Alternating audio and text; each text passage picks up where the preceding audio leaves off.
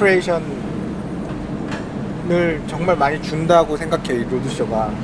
그 강제적으로 뭔가 전시를 해야 되고 뭐 작업을 해야 되고 이런 게 아니고, 가서 맛있는 거 먹어보고 낚시해보고 우리가 그냥 일상에서 볼 수 없었던 어떤 장면들을 보면서 내 작업에 어떤 작은 영향이라도 받을 수 있고 막 이런 것들을 하는 계기가 되는 게 이 로드쇼의 가장 큰 목적이라고 생각하거든요. 로드쇼는 일단은 물리적으로 어느 다른 공간에 가는 건데, 대부분 우리가 관념적으로만 알고 있던 공간들이거든요. 그러니까 예를 들면 아무리 내가 포항에 대해서 잘 안다고 생각을 해도 포항에 대해 아는 것들은 뭐 교육받은 거나 교과서에서 배운 것들, 그런 어떻게 보면 학습받은 내용들에 관해서 우리가 지리적인 공간에 대한 이미지를 좀 구축을 하고 있는 편이 많은데, 그런 것들을 깨어나가는 과정이라고 생각을 해요. 특히 또 여러 명이서 이렇게 매체가 또 다른 사람들과 또 연령대도 다양한 사람들이 같이 다니다 보니까 서로의 작업자로서 이제 혼자서 이렇게 다닐 경우가 많은데, 또 같이 공유하게 되는 경험 같은 것들이 굉장히 소중한 것 같아요.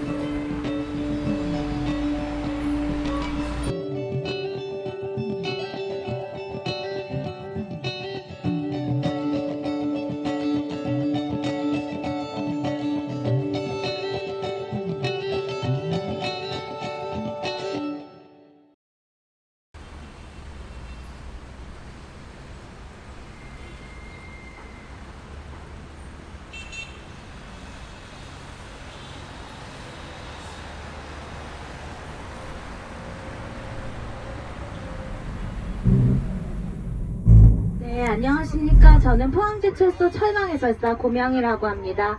먼저 여러분들의 안전한 제철소 견학을 위해 몇 가지 안내 말씀드리겠습니다. 먼저 안전이 최우선입니다. 모든 분들께서는 한 분도 빠짐없이 안전벨트를 착용해 주시기 바랍니다.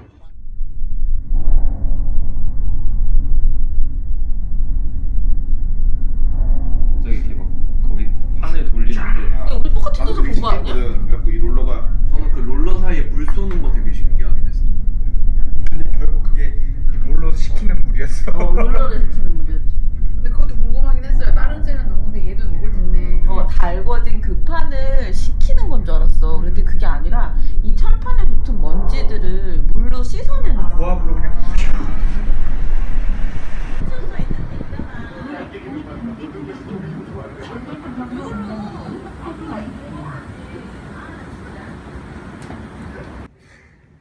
저번에는 뭐 대통령 코스로 이렇게 나아갔는데, 이번에는 설비 위주로 이렇게 우리나라의 근현대 발전사를 볼 수 있는, 저번에 인물 중심으로 이제 약간 서사를 띈 느낌이었고, 지금은 굉장히 이미지적이라는 느낌을 많이 받았었어요. 그 강철이 이렇게 녹아들고 우리가 알지 못할 그런 수많은 화학 원소들이 작용이 되는 그런 광경을 목격을 하니까, 이 미술가로서 이거 사실은 우리가 이번 코스가 좀 더 와닿는 부분이 많지 않았을까라는 생각이 좀 들었었어요. 우리한테는 그 강철이 그렇게 녹아든 거를 열기로 느끼고 시각적으로 보고, 그런 알 수 없는 하나하나 기계들이 이렇게 엮여져 있는 모습들을 보는 게 큰 체험이지 않을까라는 생각이 들었고, 포항제철을 그냥 이미지적으로 봤을 때는 정말 작업자로서 되게 작업에 대한 것들을 좀 다시금 생각하게 됐었던 것 같아요.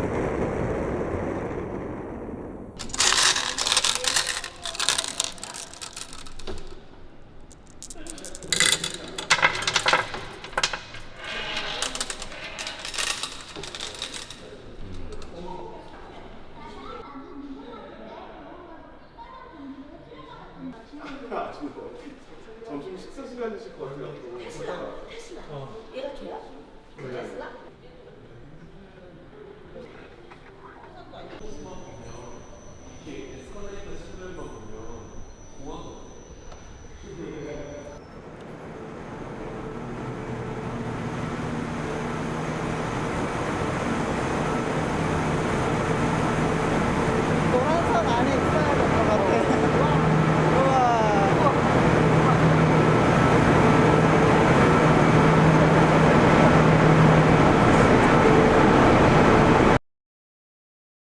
여기 홍보관 이제 보시고 이제 저기 발전소로 제가 이제 안내 모시고 들어갈 건데요.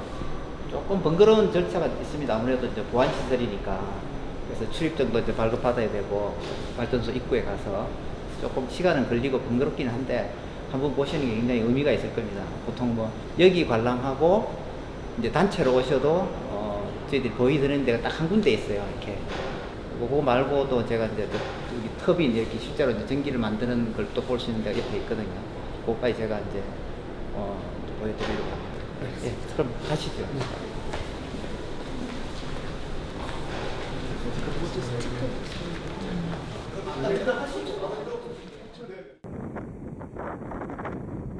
저는 그 고리원자력발전소에서 그 다른 것보다 길을 걸어갈 때 나뭇잎 붙어 있는 거기 있잖아요. 거길 보면서 되게 그런 생각들이 되게 많이 들었어요. 사람들한테 대외적으로 괜찮다고 되게 많이 어필하는 것 같았어요. 생명의 상징, 뭐 회복의 상징이라고 소위 불리는 나뭇잎들, 그리고 나무들, 초록색, 그리고 밝은 배경, 밝은 조명들, 그런 게 되게 인위적으로 좋다고 말하는 게 너무 듯한 느낌이 너무 많이 들었어요. 그러니까 원자력이라는 것 자체가 대외적으로 되게 나쁘다라고 인식이 되어 있으니까 그 안에서 더 그렇게 표현하고 싶어 했던 약간 그런 느낌이 조금 있었던 것 같아요.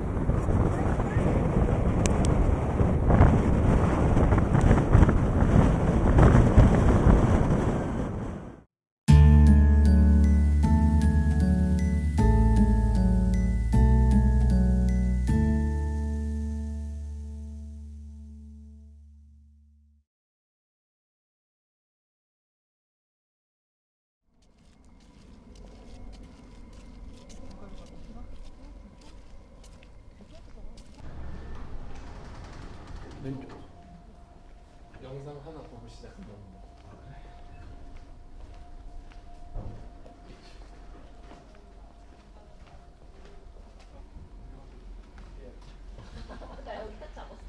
칠천도 앞바다에 지옥의 그날이 살아난다.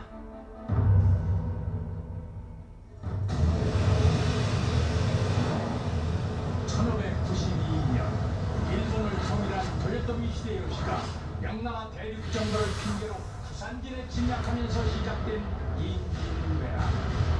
이제 전쟁에만 나가서 외놈들만 때려잡으면 새로운 세상이요.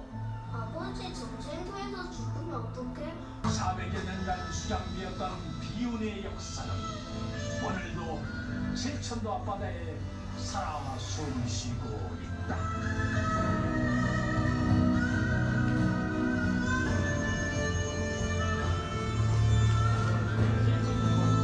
홀로그램 맞아. 번개는 그냥 외부에서 불 깜빡거리는 거 아니에요? 맞네. 거울. 네, 거울. 홀로그램. 그래도 생생정보부터 아저씨가 성공했는데? 생명부터 역사 스페셜. 역사 스페셜. 역사 스페셜 아저씨. 같은 아저씨요? 네, 근데 지금 은퇴하셔가지고. 아, 땅 아저씨요? 너무 욕심 부렸어 스토리에. 그니까 너무 투머치였어. 함께 찍어보세요 있잖아. 조접사 있어요. 자, 빨리 찍어. 카메라들 많은데. 근데 사실 그 옛날엔 문화 형성이 전쟁하면서 발전하는 경우도 있고 막 그래서. 예를 들면? 고려청자 같은 경우가 그래요. 고려청자가 왜? 고려청자는 몽골 시기에 좀 발전을 했어요. 몽골 침략 시기에. 왜냐면은 근데 이제 그때 당시 역사로 들어가면 무인 정권이 들어갔어. 무인 정권이 이제 나라를 잡기 시작했는데 무인이 이제 본인들이 똑똑하다는 걸 증명해내기 위해서 하나의 문화를 본인들의 그런 상징으로 삼은 거죠. 그래서 사실 지금 우리가 보는 상감청자 같은 거는 그때 다 만들어졌죠. 그래서 굉장히 화려하고 그 좋은 안료를 사용했던 그 시기가 아마 그때쯤. 예. 보시면 됩니다. 자, 버제도 포로 수용소로 가겠습니다.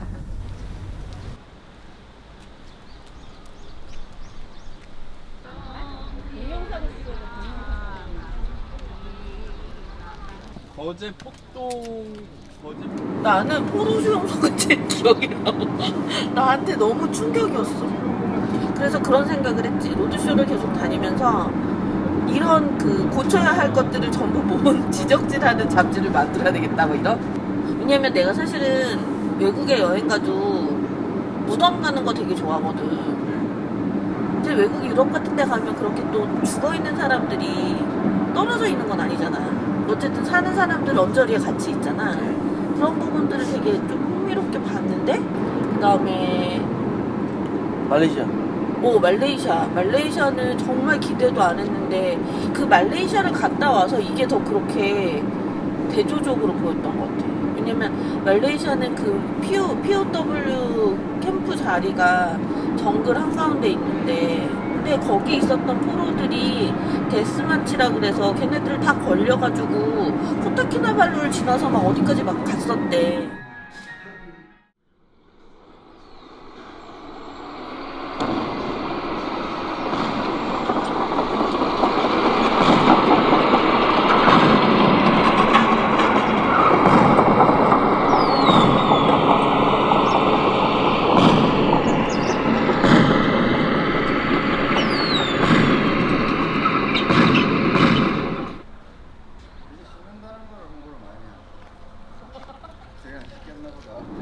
그랬는데 이곳은 포로 수용소를 들어가자마자 들리는 이 군가와 못 만든 그 레진?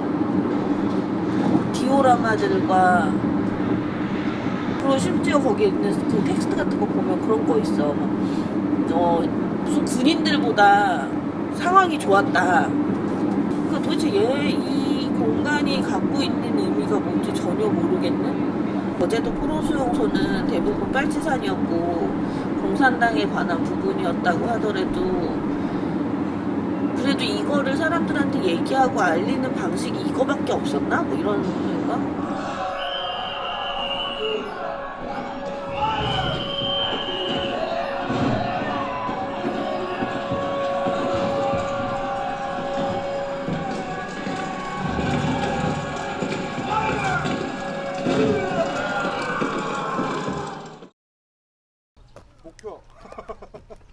목표 뭐예요? 엑스트라 작가님, 우리 엑스트라 오늘 이만한 거? 다시 한번요. 얼마나 거요? 이만한 거? 그만한 뭘 잡으시고 싶어요? Something. 저는 한 마리만 잡았으면 좋겠습니다. 네.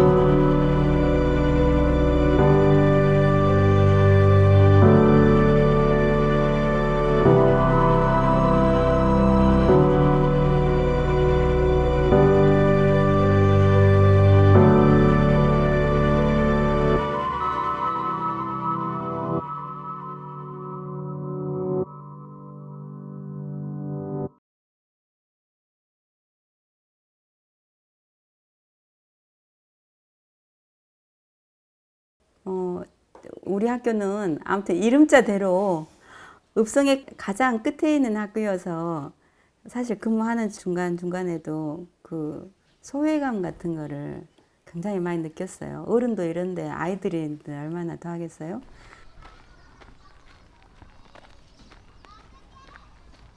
그 애완이 좀 서려 있는 곳이기도 합니다. 그런데 여기 와 보니까 아이들이 처음에 원주민은 10명밖에 없었어요. 학생들이. 그리고 전교생이 23명이었는데 13명은 순천 시내에서 통학버스를 타고 이렇게 들어온단 말이에요. 그러다 보니까 나머지 10명은 다 택시를 타고 가든지 어떻게 가는데 학교 앞에 살고 있는 애정이라는 친구가 있었는데 이렇게 밖을 이렇게 애들 가는 모습을 쳐다보는데 이건 아이들의 눈빛이 아니라 어떻게 산전수전 다 겪은 아이가 그냥 이렇게 쳐다보면 40대 여인의 그런 마음이 제 관사에 살아서 이제 알게 됐어요. 저 아이들이 눈이 초롱초롱 빛이 나야 되는데 뭘 해야 될까? 저는 아르떼하고 인연이 많아가지고 거기에서 하는 연수를 계속 받고 있어요. 그때 그 내용이 뭐였냐면 문화예술교육이 지역과 연계해서 기획 파티였어요. 근데 나는 그게 너무 절실히 필요했죠. 왜냐하면 우리 학교를 살려야 하니까. 그래서 갔는데 그때 토탈미술관에 큐레이터님을 신보술님이라는 분을 처음 알게 됐어요. 근데 이분이 저처럼 이야기를 참 잘하시대요. 말씀 잘하시는데 그 한마디 한마디가 저는 막 뼛속으로 녹아나는 것 같아서 왜냐하면 그만큼 절실해서 아 저런 분이 우리하고 좀 뭔가 인연이 되면 아이들에게 얼마나 그 큰 힘이 될까 그 생각밖에 없었어요. 그러지. 근데 말씀 중에 강의 내용 중에 그 홍순명 작가님과 같이 했던 아이들은 미래의 꿈에 대해서 작품이 나오고 분위기 좋은데? 그냥 함입니다. 선생님이세요? 네네네. 진짜 아닌 것 같다. 반갑습니다. 저는 시골님들 애들 사진을 찍고 내가 오늘 밤에 그러면 포토샵을 하는 데까지 해서 어느 정도 맞춘 다음에 그거를 첫 번째, 자기 세 번째 하고 이거 몇명 들어와서 컬렉션을 이거 그냥 다시 주실 나오고. 거예요. 근데 지금 그걸 사진 작품으로 다시 또 찍을 거거든요. 근데 선생님께서 보신 또 거는 한 팀하고 원래 한 거는 네, 이제 한 기본으로 팀하고 하고요. 두고 새로운 시도를 같이 하고. 해보려고 해요. 그러던 중에 로드쇼를 하신다고 자랑을 엄청 하시더라고요. 그래서 그것도 남해로 오시겠다고 해서 남해하고 순천하고 1시간 거리잖아요. 그래서 제가 끝나고 선생님 못 가게 잡았죠. 자, 기차를 타러 가셔야 되는데 로드쇼 하실 때 꼭 우리 순천 좀 넣어달라. 꼭 위에서 좀 넣어달라 그랬더니 예. 그러고 그냥 기차 시간이 늦다고 가셨어요. 근데 제가 제 인생에 저분은 놓쳐서는 안 되겠다는 생각밖에 없었습니다. 다시 용기를 내서 또 연락을 드리고 했더니 답변을 이렇게 하세요. 선생님 이렇게 하세요. 선생님이라고 된 것은 상당히 긍정적이잖아요. 그래서 이제 그 선생님께 언제 오세요? 근데 너무너무 바쁘셔가지고 내 얘기를 차마 들을 시간이 없으신 것 같더라고요. 그렇지만 제가 굴하지 않았습니다. 저분은 계속 나를 도와주시는 분이야. 잠시 바쁠 뿐이야. 이런 생각으로 정말 줄기차게 기다리고 근데 이제 이걸로 끝날 게 아니라 제가 그랬어요. 처음에는 약간 사심이 좀 있었어요. 내가 가는 학교에 신보술 팀을 내가 끌고 갈 것이다 라고 생각을 했는데 이 학교를 나 있을 때만 이렇게 부흥해 놓고 떠나버리고 이거는 도저히 이제 교육자 양심은 아닌 것 같아서 제가 떠나더라도 이 학교하고 계속 되게 토탈미술관의 이 팀들과 계속 인연이 됐으면 좋겠다. 그래서 이런 것이 그 학부모나 지역민들에게 감동이 되어서 한 면에 학교 하나쯤은 있어야 외부 사람들이 다시 들어올 거 아니에요. 여기를 살려야지. 이제 그런 마음으로 변했고 제가 떠나더라도 이런 프로젝트는 계속 되었으면 좋겠고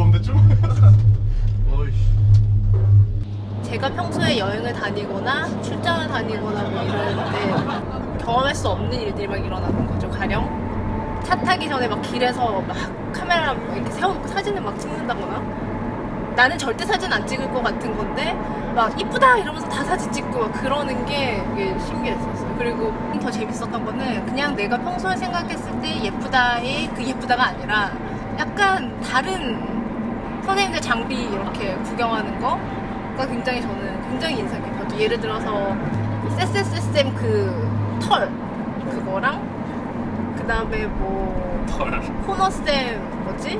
그거 인내 카메라? 거꾸로 보이는 카메라 이렇게 팡 소리 나는 거 그런 거? 장소는 마음에 드는 데가 없었나 보다. 장소는 뭐 그냥 다 새로 다니는 곳이니까 장소보다는 저는 선생님 하는 얘기나 뭐 그런 것들 호기심 가는 것들. 이게 끝이야? 근데 여기서 전망대가 괜찮아요. 난 여기.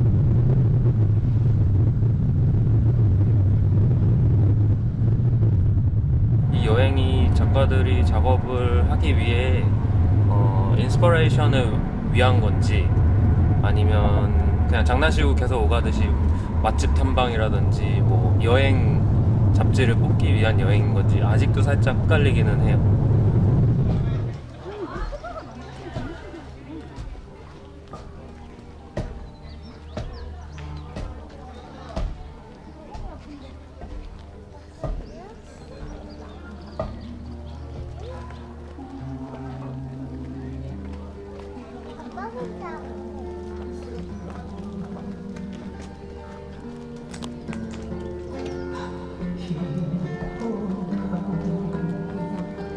산